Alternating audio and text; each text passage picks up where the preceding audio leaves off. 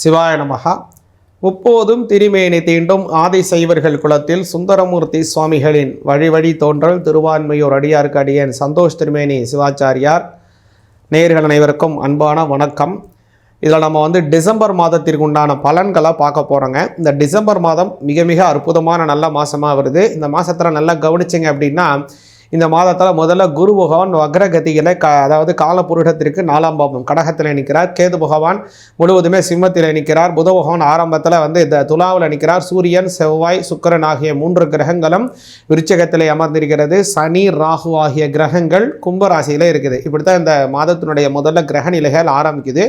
முதல்ல நடக்கக்கூடிய planetary transmit அப்படின்னு பார்த்தீங்கன்னா, டிசம்பர் மாதம் 6ஆம் தேதி 2025 சனிக்கிழமையில் செவ்வாய் பகவான் அவர் பார்த்தீங்க அப்படின்னா தனுசு ராசிக்கு மாறுறாரு விருச்சிகத்திலேருந்து. அதே மாதிரி புத பகவான் துலா ராசிலேருந்து விருச்சிகத்துக்கு மாறுறாரு, அதே தினத்திலே மாறுறாரு. அடுத்தது பார்த்தீங்கன்னா டிசம்பர் மாதம் 16ஆம் தேதி சூரிய பகவானினுடைய பெயர்ச்சி நடக்குதுங்க. சூரிய பகவான் விருச்சிக ராசிலேருந்து தனுசு ராசிக்கு மாறிடுறாரு. அதனால் ரொம்ப ரொம்ப சிறப்பானதாக அது அமையுது. அடுத்ததாக கவனிச்சிங்கன்னா, இந்த மாதம் 21ஆம் தேதி டிசம்பர் 21, 2025 ஞாயிற்றுக்கிழமையில் ஒரு அற்புதமான விஷயம் நடக்குது. அது என்னன்னு கேட்டிங்கன்னா, வக்ரகதியில் சொல்லக்கூடியதான குரு பகவான் அவர் பின்னோக்கி சென்று மறுபடியும் அவர் எதில் போய் சேர்றாரு அப்படின்னு பார்த்தீங்கன்னா, மிதுன ராசிக்கு வந்துடுறாரு. மிதுன ராசிலேருந்து தான் இப்போ அவர் கடகராசிக்கு வந்தார். மறுபடியும் பின்னோக்கி சென்று கொண்டிருக்கார் இல்லையா? அப்போ அவர் கடகராசியிலேருந்து மிதுன ராசிக்கு பின்னோக்கி சென்று விடுகிறார். இது ரொம்ப ஒரு அற்புதமான நிகழ்வாக வருதுங்க. இது வக்ர பயிற்சி அப்படின்னு பேரு. இந்த வக்ர பயிற்சினால் என்ன பலன் அப்படிங்கிறத கொஞ்சம் பின்னாடி நம்ம தெளிவாக பார்ப்போம். இந்த வக்ர பயிற்சி அப்படிங்கிறது நடக்குதுங்க. சரியாக டிசம்பர் மாதம் 21ஆம் தேதி நடக்குது. அந்த தினம் ரொம்ப சிறப்பாக அந்த குருவினுடைய மாற்றம், குரு வக்ர பயிற்சி ஏற்படுது. அடுத்த டிசம்பர் மாதம் 22ஆம் தேதி கவனிச்சிங்க அப்படின்னா, செவ்வாய் பகவான், சுக்கிர பகவான் முறையே 2 கிரகங்களும் பார்த்தீங்க அப்படின்னா விருச்சிக ராசிலேருந்து தனுசு ராசிக்கு மாறுறாங்க அப்படின்னு பல நல்ல விஷயங்கள் இந்த மாதத்தில் நடக்க போகுது. வாங்க, இந்த மாதம் எப்படியான மாதம், உங்களுடைய ராசிக்கு எப்படியான நல்ல விஷயங்கள் கிடைக்க போகுது அப்படிங்கிறதெல்லாம் கொஞ்சம் விரிவாகவும் தெளிவாகவும் பார்ப்போம். ரிஷப ராசியாகிய உங்களுக்கு இந்த டிசம்பர் மாதம் 2025ற்கான பலன்கள் எப்படி இருக்குங்கிறத நல்லா விரிவாக கேளுங்க. இந்த மாதம் கவனிச்சிங்க அப்படின்னா, ரிஷப ராசிக்காரங்களுக்கு ஒரு அமோகமான வளர்ச்சி அப்படின்னு சொல்லலாம். 7ஆம் பாவத்திலே அநேக கிரகங்களினுடைய ஒரு சக்தி, ஒரு குவிகள் ஏற்படுது. இந்த 7ஆம் பாவம்ங்கிறது எல்லா கிரகத்துக்கும் முக்கியம், உங்களுக்கும் முக்கியம். அப்புறம் ஆயுள் ஸ்தானம், இந்த 7ஆம் இடம் 8ஆம் ஸ்தானத்தில் நிறையா கிரகங்களினுடைய சஞ்சாரம். என்னென்ன கிரகம்னு பார்த்தீங்கன்னா, முதல்ல சூரிய பகவான் சேர்றாரு. அவர் உங்களுக்கு முக்கியமாக கவனிச்சிங்க அப்படின்னா சுகஸ்தானாதிபதி. சுகஸ்தானம்ங்கிறது நல்ல சொந்த வீடுகளை தரக்கூடிய ஒருவர். அதே போல் தாயாருக்கும் உங்களுக்கும் மனசு ஒற்றுமையை தரக்கூடியவர். தாயார் வழியில் உங்களுக்கு நல்ல சொத்துக்கள் சேர்மை, அவங்களுடைய பொன் பொருள் ஆபரணங்கள் உங்களுக்கு சீராக சேருவது, இதெல்லாம் உறுதி செய்யக்கூடியவர் 4ஆம் அதிபதி. அதே மாதிரி வீடு, வசதி, வாய்ப்புகள், வாகனங்கள், நீங்கள் அனுபவித்து வரக்கூடியதான சுகங்கள் எல்லாத்துக்கும் காரணகர்த்தா சூரிய பகவான் தான் ரிஷபராசிக்காரங்களுக்கு. அடுத்ததாக கவனிச்சிங்கன்னா, அதான் சூரிய பகவான் ஒன்று இல்லைங்களா? அடுத்ததாக யார் வராரு அப்படின்னு பார்த்தீங்கன்னா, செவ்வாய் பகவான் வராரு. செவ்வாய் பகவான் யாருன்னா, உங்களுடைய கலத்திர ஸ்தானாதிபதி செவ்வாய். கலத்திர ஸ்தானத்திற்கும் அவர் தான் அதிபதி. அடுத்ததாக உங்களுடைய விரயஸ்தானத்திற்கும் அவர் தான் அதிபதி. ஒரு பணங்கள், செலவுகள் ஏற்படக்கூடிய ஒரு அமைப்பும் கொண்டாடுறவர் அவர் தான். அவருக்கு இப்போ 7ஆம் இடத்துக்கும் வராரு, 8ஆம் இடத்துக்கும் சேர்றாரு.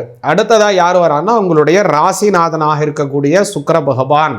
அவர் உங்களுடைய ராசிக்கும் அவர் தான் நாதன். அவர் ராசிக்கு மட்டுமல்ல, கடினமான உடல் உழைப்பு, எதிரிகளால் ஏற்படக்கூடிய தொல்லைகள் எல்லாத்துக்கும் உடையவரும் அதே சுக்கிர பகவான் தான். அதற்கு உண்டானவரும் வராரு. அடுத்ததாக கூட வரவர் யாருன்னா புத பகவான். இந்த புத பகவான் தான் ரொம்ப முக்கியம். புத பகவான் 2ஆம் பாவத்திற்கும் உடையவர், உங்களுக்கு 5ஆம் பாவத்திற்கும் உடையவர் ரிஷபராசிக்காரங்களுக்கு. அப்போ ரிஷபராசிக்காரங்களுக்கு 2ஆம் இடம்ங்கிறது தனஸ்தானம்னு பேர், 5ஆம் இடம் அப்படிங்கிறது புத்திரஸ்தானம்னு பேர். இந்த 2 பாவம் மொத்தமாக கவனித்து பார்த்தீங்கன்னா 7 பாவம். இந்த மாதம் கவனிச்சிங்க அப்படின்னா ரிஷபராசிக்கு 7 பாவத்திற்கு உண்டான அந்த சக்திகள் எல்லாமே குவியுதுங்க. எந்த பாவத்தில் எல்லாமே சேருதுன்னா, உங்களுடைய 7ஆம் பாவத்திலேயும் அதே மாதிரி அஷ்டமஸ்தானத்திலேயும் குவியுது. சரி, இது குவியட்டும். இது குவிகிறது நல்லதாக இருக்குமா அல்லது ஏதாவது தீங்கு விளைவிக்குமா அப்படின்னு உங்களுக்கு ஏற்படலாம். இதில் ஏற்படுறதுக்கு சேரக்கூடிய கிரகங்கள் எல்லாமே நல்ல கிரகங்கள். இதில் வந்து புத பகவான் ஒரு நல்ல கிரகம், தனஸ்தானாதிபதி, புத்திரஸ்தானாதிபதி, உங்களுடைய ராசிநாதன் சேர்றாரு. கொஞ்சம் விரயஸ்தானாதிபதியாக இருக்கக்கூடிய செவ்வாயும் இதில் சேர்றாரு. அதனால் கொஞ்சம் பணங்காசுகள் செலவுகள் அதிகரிக்கும். இது ஒரு விஷயம். கூடுதலான ஒரு விஷயம் என்னன்னு கேட்டிங்கன்னா, இதுக்கு குரு பார்வை கிடைக்குது. சரி, 7ஆம் பாவத்தில் இருக்கும்போது குரு பார்வை கிடைக்குது, ஓகே. அஷ்டமஸ்தானத்திற்கு போயிடுறாங்களே, அப்போ எப்படி குரு பார்வை கிடைக்கும்னா, அப்போயும் குரு பார்வை கிடைக்குது. ஏன்னா அப்போதும் குரு பகவான் வக்ரம் பெற்று பின்னோக்கி வந்துடுறார். அப்போ குரு பகவானுடைய விசேஷ பார்வை 5ஆம் பார்வை கிடைக்குது. எல்லா கிரகமும் அஷ்டமஸ்தானத்திற்கு போன உடனே உங்களுடைய ரிஷபராசிக்கு 2ஆம் பாவத்திற்கு வந்த குரு பகவானினுடைய சமசப்தம பார்வை கிடைக்குது. அப்போ சமசப்தம பார்வை கிடைச்சா என்னாக போகுது அப்படின்னு கேட்டிங்க அப்படின்னா, அமோக வளர்ச்சிகள், நல்ல ஒரு ஏற்றங்கள், பரிபூர்ணமான ஆரோக்கியம் கிடைக்கும். கூடுதலான கொஞ்சம் சுப செலவுகள் வீட்டில் கண்டிப்பாக உண்டு. அதனால் சுப செலவுகளாக செய்வது உங்களுக்கு நல்ல பலனை கொடுக்கும். சிவபெருமானை கும்பிடுங்க. ஏன்னு கேட்டிங்கன்னா, சூரிய பகவான் அஷ்டமஸ்தானத்தில் மறையக்கூடிய ஒரு கொஞ்சம் காலம் இருக்கிறதுனால இந்த மாதம் 2ஆம் தேதி டிசம்பர் 2, டிசம்பர் 17 ஆகிய தினம் சிவபெருமானுக்கே உகந்த தினம், பிரதோஷ தினம். அதில் வந்து வில்வ இலையினால் அர்ச்சனை செய்யணும்.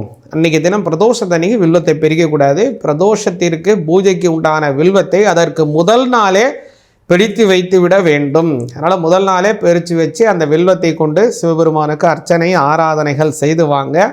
நல்ல பலன் கிடைக்கும். கர்ம வினை தோஷங்கள் நிவர்த்தியாகும். சிவாய நமக.